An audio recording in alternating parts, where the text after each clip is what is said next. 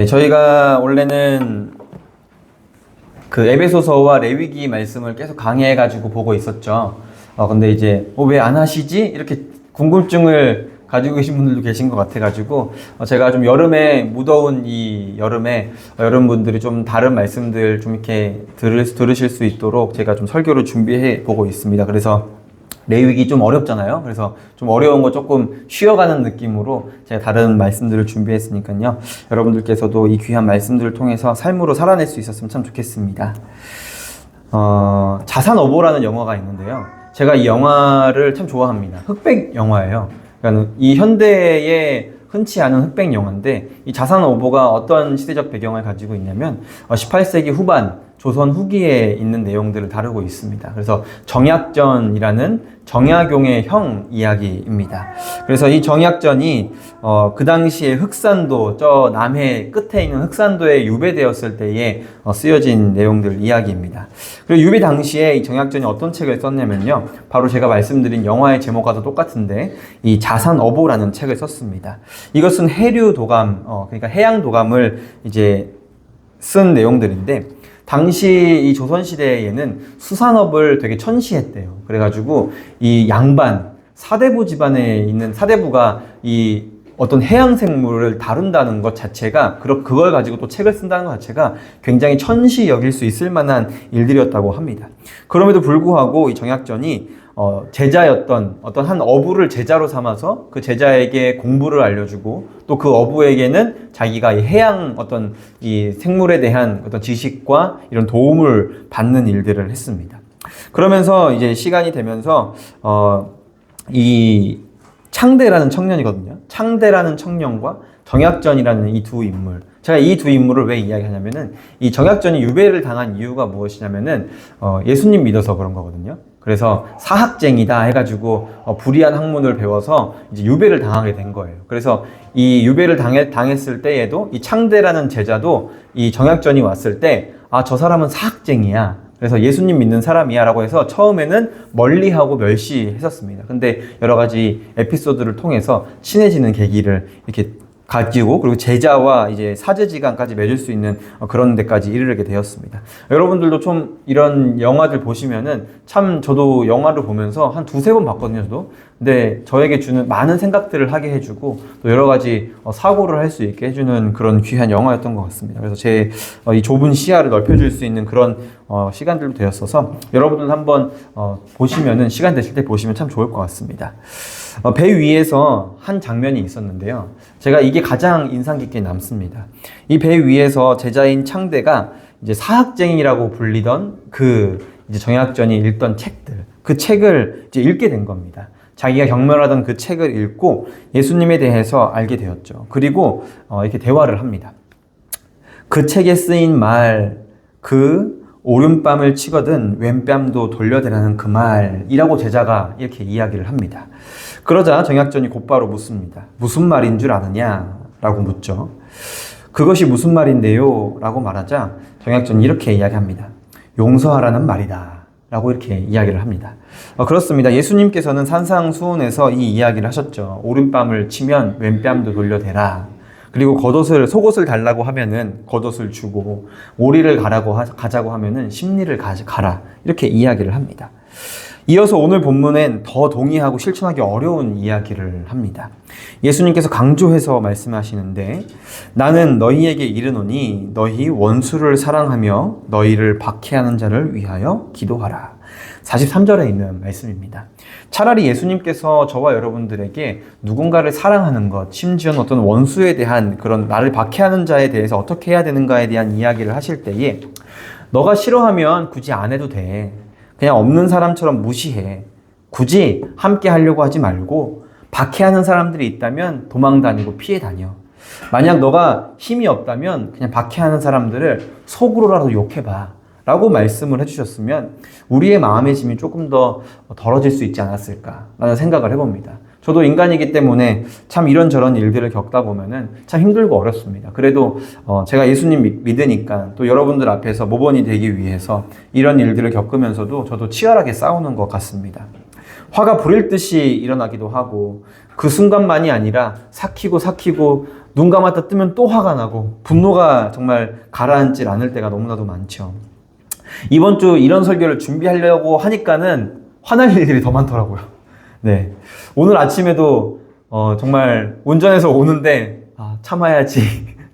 앞에서 신호가 바뀌어서 주황불 그리고 초록불로 바뀌는데도 차가 안 가려고 하더라고요. 그래서 빵 한 번 안 누르고 그냥 인내해야지 기다리자 이렇게 했었는데 아무튼 참 어려운 것 같습니다. 이 화를 참는 것 그리고 누군가를 사랑하는 것 이 일들은 참 어려운 일이죠. 저도 이번 설교를 쓰면서 다시 한번 다짐하고 반성하는 시간을 가졌습니다. 그리고 이 설교를 쓰던 이 순간에 무슨 일이 있었냐면은 한창 집중이 돼가지고 설교를 막 쓰고 있었어요, 밤에. 그런데 갑자기 아내가 자다가 뭔가를 확 떨어뜨리니까는 화당탕 하는 거예요. 그래서 참아야지. 이 대목을 쓰고 있는데 그래 참아야지 하면서 다시 한번 막 참고 그랬습니다. 아무튼 제가 이렇게 이렇게 분노에 대해서 왜 제가 그리고 저도 그렇고 여러분들도 그렇고 이 사회가 왜 이렇게 분노하고 화내는 사회가 되었을까 이런 생각을 갖게 되었습니다. 그러면서 한 가지 조사를 해보면서 알게 된 책이 있는데요. 그 책의 이름이 뭐냐면은 바로 분노사회입니다. 분노사회. 그래서 제가 지금 거의 다 많이 읽었는데 또 읽고 나면 또 갖다 놓을 테니까는 한번 궁금하신 분들은 읽어보셨으면 좋겠습니다. 저자는 이 사회가 너무 쉽게 화를 내고 타인을 미워하고 분내하는 것을 문제점으로 지적을 합니다.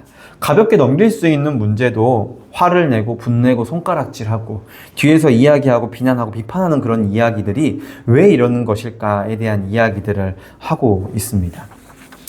저도 정신줄을 잡지 않으면은 정말 쉽게 화내는 게 그리고 우리 사람들인 것 같습니다. 저자가 말하길 분노라는 것은 과거부터 왜 이 분노가 일어났는가에 대해서 찾아보니까는 자기를 지키기 위해서 분노한다고 하더라고요. 자신을 지키기 위해서.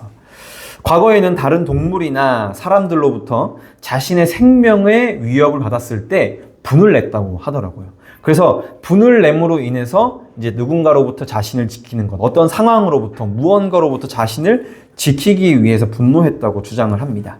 나를 지키기 위해서 분노한다는 말이 참 이상하게 조금 여겨지기도 했는데 한편 다시 한번 돌아보니까 맞는 것 같기도 하더라고요. 그렇다면 과거보다 이런 생명의 위협이 적어진 오늘날 사회에는 그럼 이 분노가 좀 잦아들었을까요? 제가 처음부터 말씀드린 것처럼 요즘 사회가 더 분노하고 있다라고 말씀드리지 않았습니까? 근데 저자는 이렇게 이야기합니다. 현대 사회에는 생존을 위한 분노가 아니라 관념에 대한 분노로 바뀌게 되었다라고 이렇게 이야기를 합니다. 좀 어렵죠? 관념에 대한 분노가 뭘까? 쉽게 이야기하면 이런 겁니다. 사람과 사람이 어떤 약속을 하는 겁니다. 우리 이렇게 하지 말자. 이런 상황에선 이렇게 저렇게 하자라는 약속들을 정해놨는데 그런 약속들을 지키지 않을 때마다 사람들이 이제 화를 내기 시작한다라는 것이죠.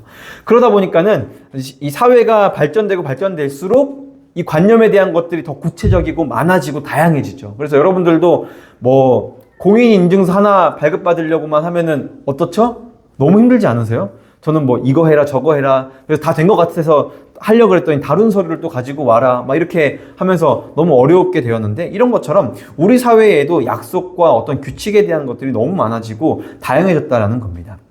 종교적인, 사회적인, 개인적인 많은 관념들이 생기다 보니까는 사람들이 그 안에서 자기 스스로에 대한 내가 세워놓은 어떤 관념들이 있는데 그 범위를 벗어나는 사람들이 생기다 보니까는 그것들이 생길 때마다 분노하게 되었다라고 이렇게 이야기를 하고 있습니다. 모두가 다 다른 기준을 살아가다 보니까 그럴 수 있으리라 생각도 됩니다.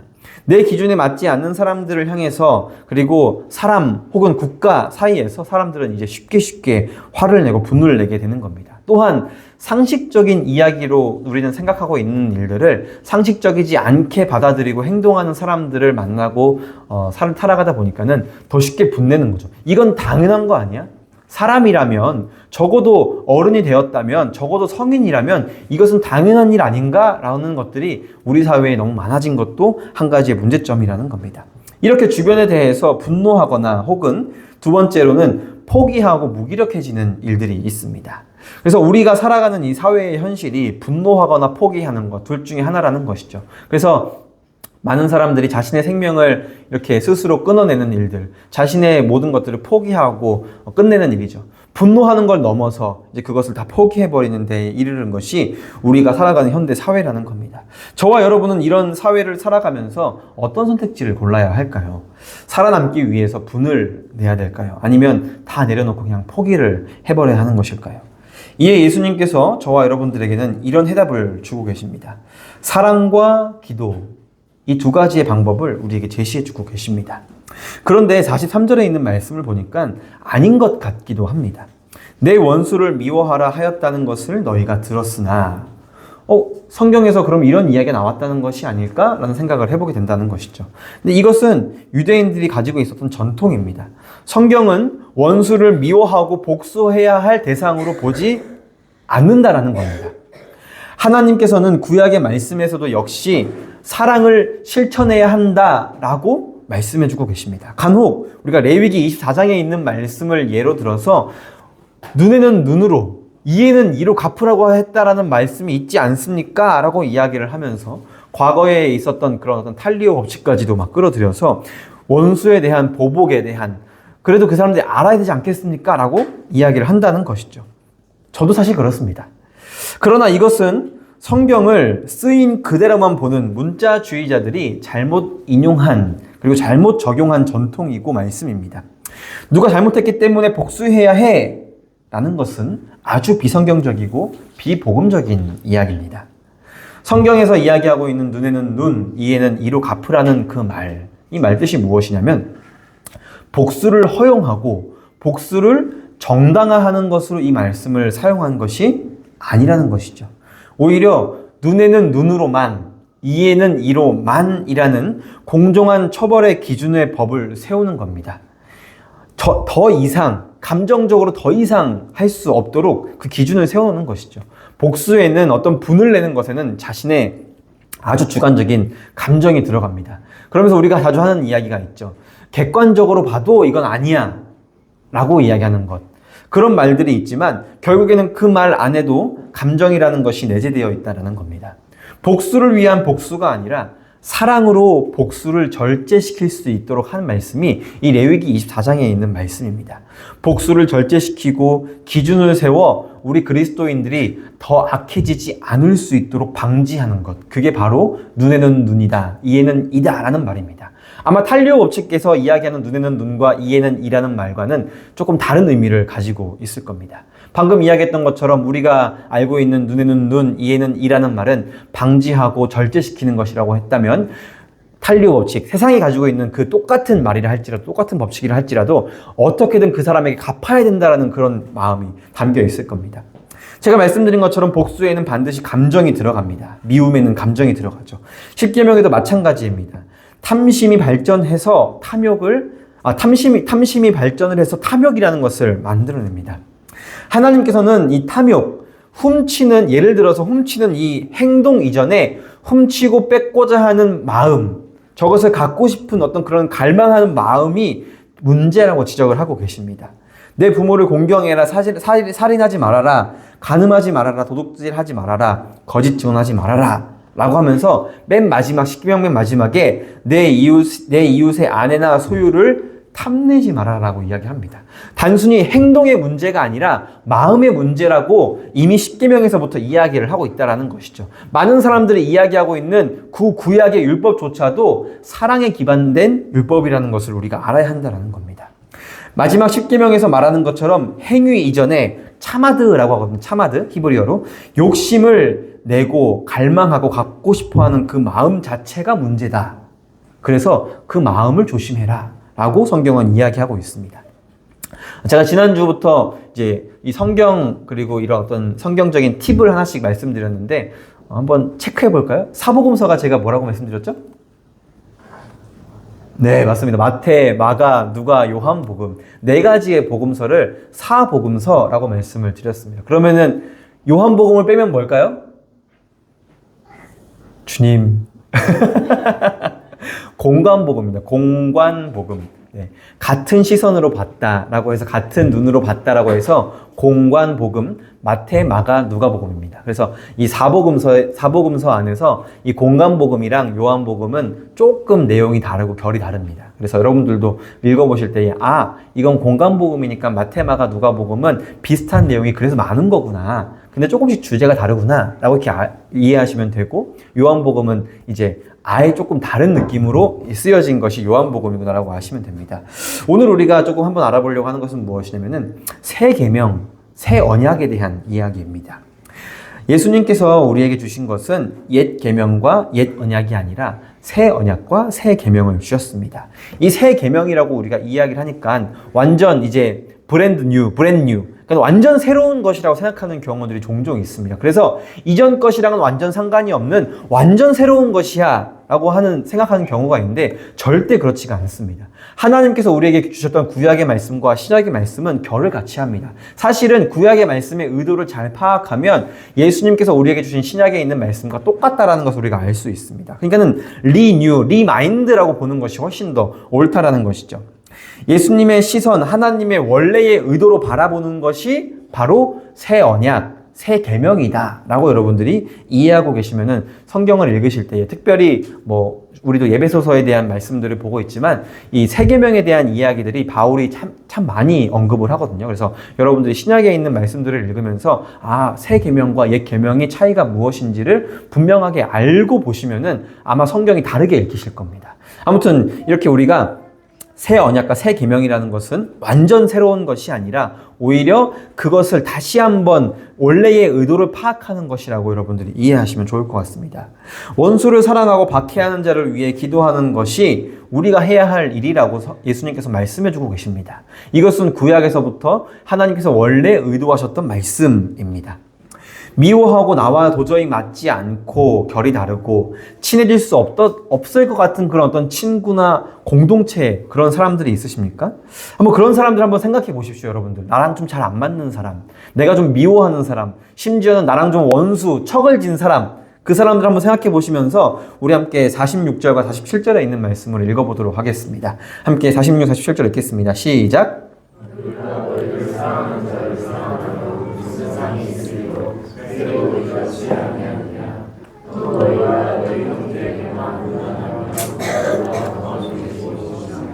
이방인도 이같이 아니하느냐.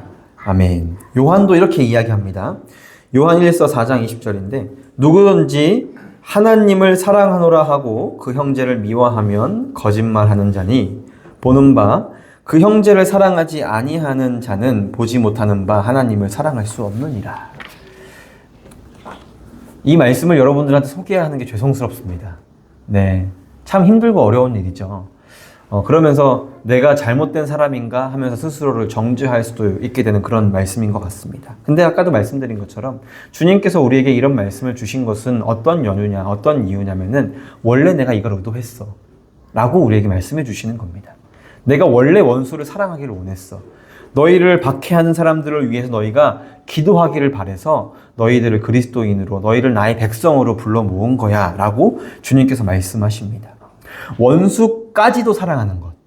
그리스도인이 해야 할 이 사랑, 그리고 이 어떤 원수 사랑이나 박해한 자를 위해 기도하는 것. 그리스도인에게 사랑이라는 것은 선택이 아니라 필수라기보다는 정체성입니다. 존재 자체입니다. 내가 그리스도인이라는 것을 우리가 자각하고 있다면, 내가 신앙인이라는 것을 자각하고 있다면 우리는 적극적이고 능동적인 사랑을 실천할 수 있는 사람들이 되어야 합니다. 아까 제가 초반에 말씀드린 것처럼 나에게 원수된 자들, 그냥 무시하고 속으로만 욕하고 그냥 신경 쓰지 않는 것 정도를 하나님께서는 사랑이라고 말씀하시지 않는다는 것이죠. 주님께서는 우리에게 너희가 가지고 있는 정체성은 무엇이냐면 원수까지도 사랑하는 것이라고 말씀해주고 계십니다. 세상에서도 하등한 사랑이 조건적인 사랑입니다. 조건 없는 부모님의 사랑과 같은 것들이 최상위의 사랑이라고 우리가 이야기할 수가 있죠.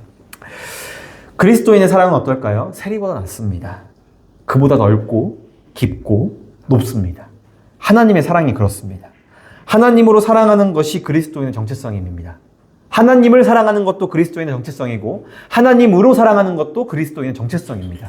우리는 사랑해야 한다는 겁니다. 그것이 하나님께서 우리에게 원하시는 원형상의 모습이고 나아가 그것을 넘어 거듭난 새로운 형상에게 원하시는 모습입니다.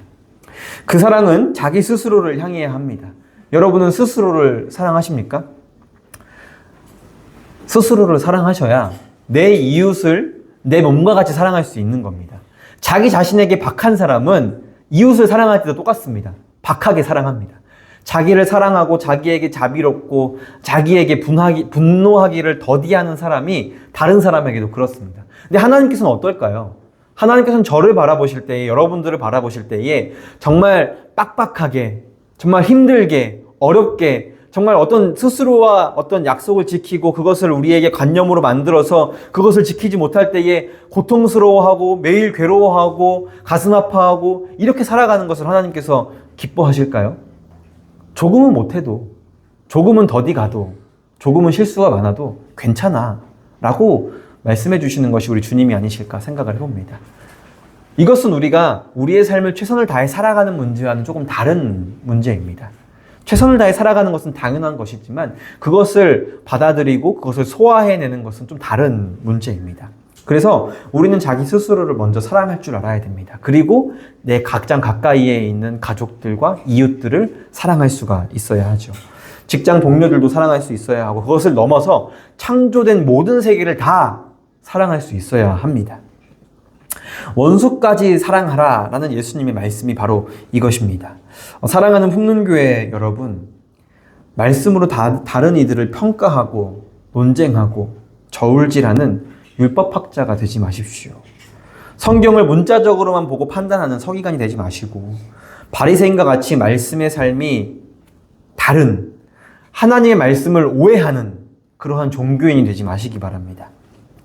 마태복음 5장에 보면은 초반부에 어떤 일들을 하지 말라라는 이야기가 많이 나옵니다. 근데 우리가 오늘 읽었던 이 본문의 말씀에서는 해라 라고 이야기를 하고 있습니다. 적극적으로 실천해라 라고 하는 그런 긍정적인 명령을 주시는데 그걸 바로 5장 48절에 있는 말씀입니다. 함께 읽겠습니다. 그러므로 하늘에 계신 너희 아버지의 온전하심과 같이 너희도 온전하라. 아멘. 온전하라는 말이 뭘까요? 무결하고 무흠하고 완벽한 것을 온전하다라고 이야기를 할 수가 있을까요? 하나님의 온전하심이라고 할 때는 그렇게 쓰일 수가 있을 겁니다. 근데 주님께서 우리에게 온전하라라는 그 말의 뜻은 너희가 나처럼 완벽해야 해. 흠이 없어야 해. 정말 불결함 없이 완전히 거룩해져야 해 라고 말씀해 주시는 것이 아닙니다.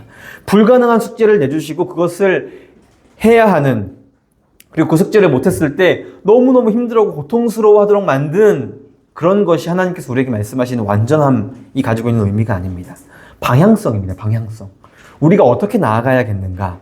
저와 여러분이 어떤 표대를 향해서, 어떤 목적지를 향해서, 어떤 안내판을 보고 어떤 곳을 향해 나아가야 되는지에 대해 알려주는 것이 오늘 이 48절에서 이야기하고 있는 아버지의 온전하심과 같이 너희도 온전하라 라는 이 이야기입니다. 하나님의 자비와 사랑을 닮은 그 성숙함, 완전한 사랑을 향한 지향성, 그것이 바로 주님께서 우리에게 알려주고자 하시는 그 온전함입니다. 그리고 그 온전함을 지켜나갈 때에 우리는 우리 그리스도인으로서의 정체성을 바르게 세워나갈 수가 있습니다. 과거 율법이 사라져야 하고 율법이 폐지돼야 한다라고 이야기했던 율법 폐지론자들이 말하는 것이 아니라 오히려 구약에 있는 말씀과 구약에서 이야기하는 그 사랑이 더 강화되고 더 확장되는 것, 그것이 바로 오늘 주님께서 우리에게 말씀하고 계시는 원수를 사랑하고 그리고 나를 박해하는 자를 위해 기도하고 아버지의 온전하신 것 같이 온전해지는 것, 그것이 바로 여기서 이야기하고 있는 의도입니다. 우리는 모두 다 알고 있습니다. 그렇죠? 근데 너무 힘듭니다. 참 어렵기도 하고 때로는 하기가 싫습니다.